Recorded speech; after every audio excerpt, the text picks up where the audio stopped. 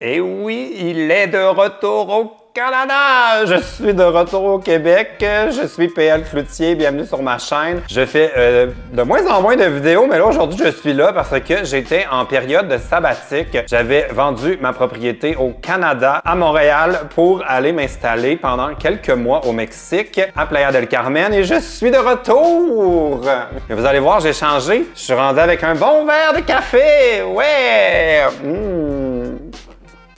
On dirait que ça punch moins. J'avais envie de faire un genre de petit bilan, un peu en mode Q&A à propos de mon expérience au Mexique. J'ai quand même triché un peu dans ma période sabbatique. J'avais publié quelques vidéos sur Instagram et sur TikTok à propos de mon expérience. J'ai aussi fait des YouTube Shorts. Puis j'avais fait une vidéo en arrivant au Mexique où je faisais un peu où je parlais un peu de mes motivations pour m'installer au Mexique et aussi ce que je voulais retirer de ce voyage. Et on va voir dans la vidéo d'aujourd'hui si j'ai atteint mes objectifs. Mais avant de vous parler de mon séjour au Mexique, je veux vous parler de l'endroit où j'habite maintenant au Québec. Ça s'appelle le Mélème Ville-Marie. C'est dans le quartier Centre-Sud à Montréal. Ça fait déjà une couple de semaines que je suis ici et vraiment, j'adore. J'ai choisi de redevenir locataire après plus de 10 ans comme propriétaire à Montréal pour un paquet de raisons autant financières que personnelles. J'ai d'ailleurs une vidéo dédiée à ce sujet-là sur Instagram. Je vous ai mis le lien dans la barre d'infos. J'aime vraiment beaucoup le Mélème Ville-Marie. C'est 216 appartements locatifs en mode tout inclus, dans le sens où l'Internet, l'électricité et les 5 électros sont inclus avec le loyer, tout ça sur la même facture. Et tout le monde, on a 2 rangements au sous-sol pour nos vélos. J'avais jamais vu ça ailleurs. Perso, j'adore. On a accès à plusieurs espaces communs vraiment cool. On a un espace de télétravail au rez-de-chaussée avec une salle de conférence et des bureaux fermés qu'on peut réserver avec une application pour les résidents de l'immeuble. Je trouve que c'est vraiment une bonne idée pour les gens en colocation. Quand les deux sont en télétravail, on peut juste aller s'installer là pour changer d'air. Ça fait vraiment du bien. En plus, l'équipe du Waverly, le Blind Pig, le Minéral puis d'autres établissements à Montréal vont ouvrir un café cet été avec un accès direct à l'espace de télétravail. Il y a aussi un gym, un foyer à l'étage pour recevoir des amis ou juste s'installer là pour aller chiller. Ça donne accès à la promenade agricole. C'est une terrasse aménagée sur le toit où on peut aller le temps d'un barbecue ou juste pour aller profiter du beau temps. Il y a aussi des potagers qu'on peut réserver pour faire pousser ses propres légumes pendant l'été. Bref, il reste des unités disponibles si jamais ça vous intéresse. Je vous ai mis également le lien dans la barre d'infos. Et on pourrait être voisins! C'est pas super ça? Vous allez voir, je suis un voisin exceptionnel. Bon, maintenant, mon séjour au Mexique. Et là, j'ai adoré cette sabbatique de 7 mois. Honnêtement, là, je le conseille à tout le monde qui peut s'offrir ça, de prendre une pause de nos vies régulières. C'est tellement bénéfique. J'avais quand même des attentes un peu élevées en me rendant au Mexique et j'avais fait une vidéo sur TikTok où vraiment je disais ce dont je souhaitais profiter de mon voyage. En fait, c'était plus les leçons que je voulais tirer de mon voyage et je les ai prises en note. Donc, un de mes buts que j'avais, c'était que je me demandais ce que j'avais envie de faire professionnellement du reste de ma vie. J'étais un peu à un point où ça fait 15 ans que je suis influenceur et je me posais la question, est-ce que j'ai encore envie de continuer pendant 15 ans? Et au mois de septembre, la réponse était non. Et maintenant, quelques mois plus tard, la réponse est oui. J'ai eu le temps de m'ennuyer de mon travail, j'ai eu le temps de m'ennuyer de vous parler, j'ai eu le temps de m'ennuyer de faire des vidéos, de penser à des idées. Vraiment, j'ai eu le temps de m'emmerder. Ça a tellement fait du bien de s'emmerder. On dirait qu'on s'emmerde pas assez dans la vie. J'ai eu le temps de trouver le temps long, de noter plein d'idées, mais de rien faire dans mon petit cahier. Puis, on dirait que là, j'ai envie de recommencer où j'avais laissé mon travail d'influenceur que j'avais pas choisi. C'était un peu ça mon bilan, en fait. C'est que je me suis lancé dans une carrière qui m'a choisi. Et là, je me questionnais de donc, c'est la carrière qui m'a choisi. Est-ce que ça m'intéresse pour vrai? Puis honnêtement, oui, mais de façon différente. On dirait que d'avoir eu tout ce temps-là où j'ai vécu loin de l'attention, loin des publications, loin des commentaires, loin de tout ça, ça m'a vraiment fait réaliser comment je peux exister en dehors de mon travail puis des accomplissements professionnels. Puis on dirait que là, je reviens avec des attentes complètement différentes. Envers mon travail, j'ai comme envie de m'amuser. Puis, dans tous les métiers, évidemment, on peut pas tout aimer. Puis les parties que j'aime moins, mais coudonc. On dirait que là, je le mets plus en perspective. Ça fait partie du reste. Et je pense que là, je reviens avec une énergie débordante pour reprendre là où j'avais laissé. Un autre objectif que j'avais était d'apprendre l'espagnol. C'est une mission échouée. Mais pas à 100% échoué, mais presque à 100% parce que je m'étais mis la barre quand même haute. Moi, je pensais qu'en arrivant en septembre, rendu à Noël, j'allais être complètement trilingue, français, anglais, espagnol. C'est pas ça qui est arrivé. À Playa del Carmen, c'est une région hyper touristique. On est sur la Riviera Maya, 1 heure de Cancun, 1 heure de Tulum. L'affluence, en fait, le flot incessant de touristes rend la tâche extrêmement difficile. Je me suis pas fait autant d'amis mexicains que j'aurais voulu parce que ceux que j'ai rencontrés au début du voyage étaient là temporairement, sont retournés d'où ils venaient. Après ça, j'ai des amis du Québec qui sont venus me visiter. Ma gang de snowbird du Québec est arrivée, du Canada, de partout d'ailleurs. Bref, j'ai quasiment parlé plus en anglais et en français qu'en espagnol. Mais je dirais que mon niveau de compréhension est peut-être rendu à 7 sur 10. Mettons qu'il était à 3 là, quand je suis arrivé. Mon niveau de communication a peut-être monté de 2 points, mais j'aurais vraiment besoin des cours. Comme, je peux avoir des conversations très pratico-pratiques au présent, avec beaucoup de vocabulaire. Je dois être rendu à au moins 1000 mots de vocabulaire en espagnol. Mais de là à construire des phrases, puis j'ai pas envie de faire des erreurs de temps de verbe, puis il y a beaucoup d'expressions locales, puis d'affaires comme ça. J'ai vraiment trouvé ça plus dur que je pensais, donc je pense que j'ai pas le choix. Je devrais y retourner au Mexique.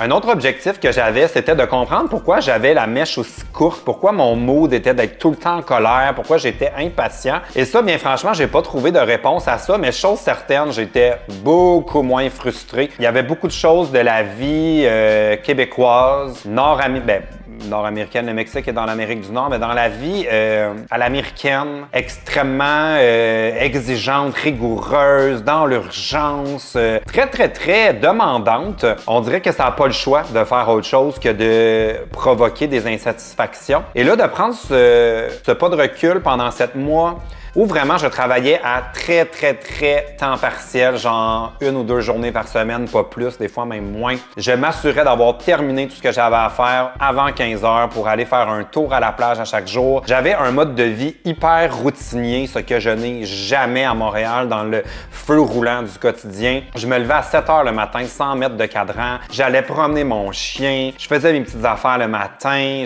J'avais vraiment une vie routinière. Je suis pas sorti dans les bars à part au temps des fêtes, quand j'ai eu de la visite. J'étais totalement mon oncle PL en sandales au Mexique et c'était génial. Donc, mon niveau de stress a tellement baissé. Mais dans le fond, c'est peut-être ça. Je suis peut-être juste trop stressé. Mais ça m'a vraiment fait du bien, puis j'espère que je vais être capable de maintenir cet état d'esprit de lâcher prise pendant un bout, puis que je serai moins en colère dans les prochains mois que je l'étais avant de partir. Mais ça, je pense que ce sera vraiment le travail d'une vie. L'autre affaire que je voulais, c'était tout simplement expérimenter une autre culture, et ça, je l'ai vraiment vécu. Je pense que le Mexique, peu importe la région dans laquelle on s'installe, la différence culturelle qu'on va vivre là est très locale. Moi, j'ai vécu celle de la Caraïbe mexicaine. En anglais, ils disent Mexican Caribbean. J'ai vraiment aimé l'espèce de côté décontracté, extrêmement chaotique, mais qui fonctionne quand même et qui fait du bien aux gens. Il y a comme un espèce de côté rebelle, punk, pour le meilleur et pour le pire. Là. Il y a vraiment comme, par bout, ça peut vraiment être énervant, l'espèce de manque de rigueur puis de manque d'honnêteté de certaines personnes. Mais il y avait comme un côté où comme on était dans des voitures, des fois on était 4 assis en arrière. Au Québec, on dirait qu'on est comme « Oh mon Dieu, on fera pas! » Faites pas ça, je vous le conseille pas. On est tellement psycho-rigide. Ça m'a fait du bien, cette espèce de côté où, bof, on le dira pas à personne.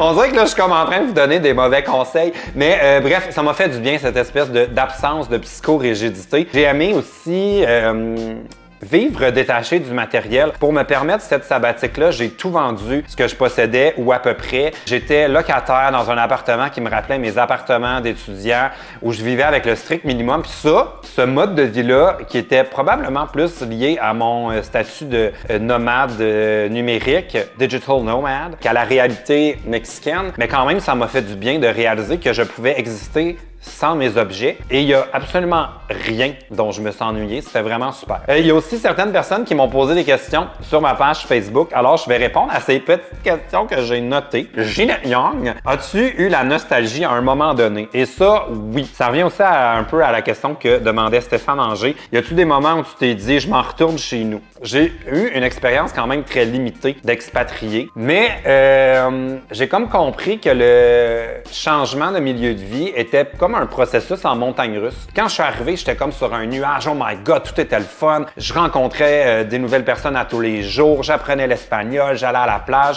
J'étais vraiment comme dans la découverte. Puis là, oups, est arrivé le mois de novembre. Puis là, j'ai commencé à me sentir loin de mes amis. Montréal me manquait. Je suis retourné au Québec faire un petit contrat. Puis là, je suis retourné au Mexique. Puis là, oups, le temps des fêtes est arrivé. Et j'ai adoré vivre le temps des fêtes tout seul. Puis là, après ça, janvier est arrivé. Là, c'était comme un autre creux. Fait que ça a vraiment été en montagne russe. Ça m'a fait réaliser que je ne sais pas si je serais capable de réellement immigrer dans un autre pays, un peu comme tant de Français font au Québec. Là. Bravo à vous. Je ne sais pas si je serais capable de me déraciner comme ça. Je m'ennuie trop de ma famille. Je me suis vraiment aussi beaucoup ennuyé de mon travail, comme de faire quelque chose de productif. Ça m'a quand même manqué. Fait que oui, ça a été en montagne russe, mais il n'y a pas eu de moment où je me suis dit, bon, je coupe ce cours, je reviens. Puis je me suis rendu au bout, puis j'ai adoré les temps morts, les moments où je me sens emmerdé. C'est vraiment dans ces moments-là où j'ai eu le temps de plus de faire des réflexions par rapport à mon avenir.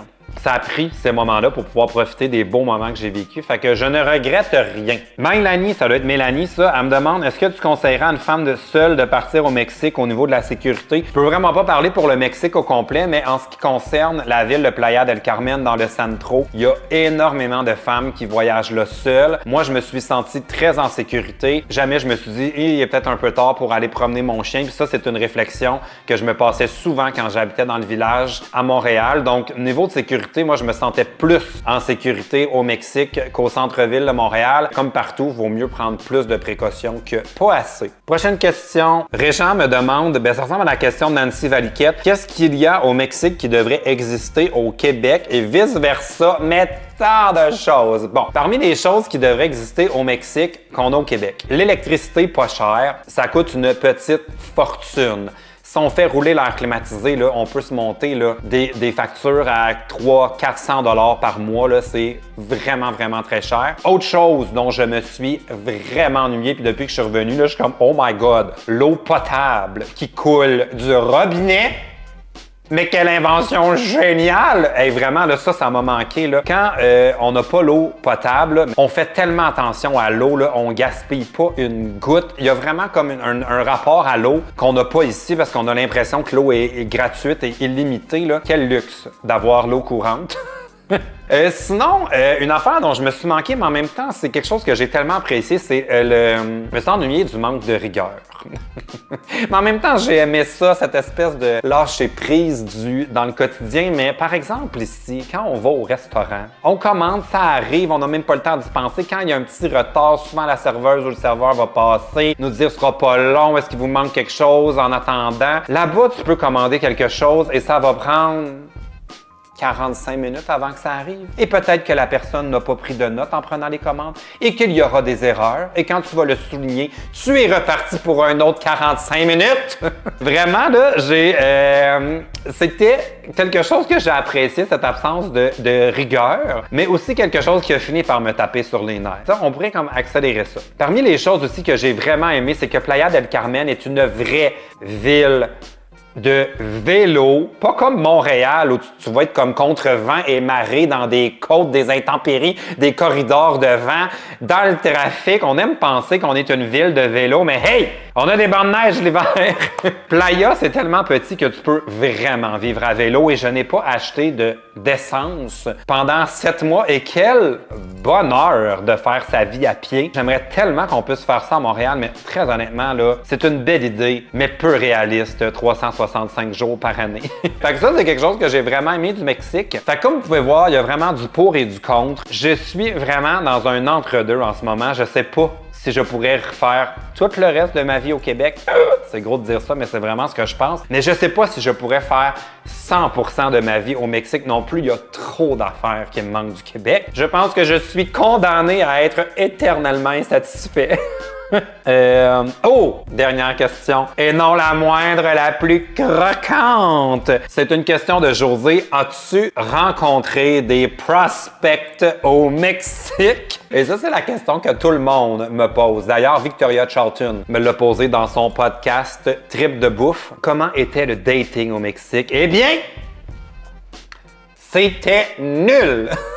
Et c'est entièrement ma faute. Je vous dis là, je ne sais pas ce qui est arrivé avec moi. On dirait que l'effet du temps, le fait que je n'étais pas en vacances dans cette ville où les gens sont là 10 jours de temps, puis là c'est comme dans l'exagération de l'alcool, la plage, les dates, les bars. Moi, j'étais pas du tout dans cet état d'esprit-là. Et j'ai rencontré quelques personnes ici et là, mais vraiment rien de sérieux. Puis tout le monde qui était cool, finalement, retournait dans sa ville 3 jours plus tard. Fait que vraiment, là, dans les premières semaines où je suis arrivé, j'étais peut-être un petit peu plus en mode on va rencontrer du monde. Mais rapidement, là, je vous jure, j'ai canalisé mon boomer intérieur. Et j'étais totalement mon oncle PL. J'ai eu à peu près pas de date. Ça a été super tranquille, mais j'étais bien. Genre, j'étais pas en mode là, courir après quelque chose. Là, on dirait qu'on est tout le temps sur les applications en train de « y a-tu quelque chose? Je suis en train de manquer une date. Y a-tu quelqu'un de nouveau dans le quartier? » J'étais comme libéré de ça, ce qui m'a fait réaliser que je serai très bien quand je serai tellement vieux que je n'aurai plus de libido.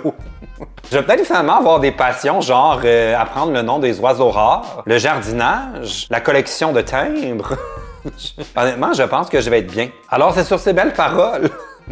Je peux pas croire que ça finit là-dessus. C'est sur ces belles paroles que je vais terminer cette vidéo. Merci de m'avoir écouté. Si tu avais d'autres questions à propos du Mexique, n'hésitez pas à me les poser dans les commentaires. Et là, je suis vraiment à la recherche de l'endroit où j'aimerais aller l'année prochaine. J'habite ici au Medem Ville-Marie jusqu'au mois de novembre. Et ensuite, l'avenir nous le dira. J'ai eu un petit peu l'impression d'avoir fait le tour à Playa del Carmen. Alors, je suis très ouvert à connaître d'autres destinations où je pourrais aller m'installer pendant quelques mois. Je suis curieux de savoir ce que vous allez me dire. Salut!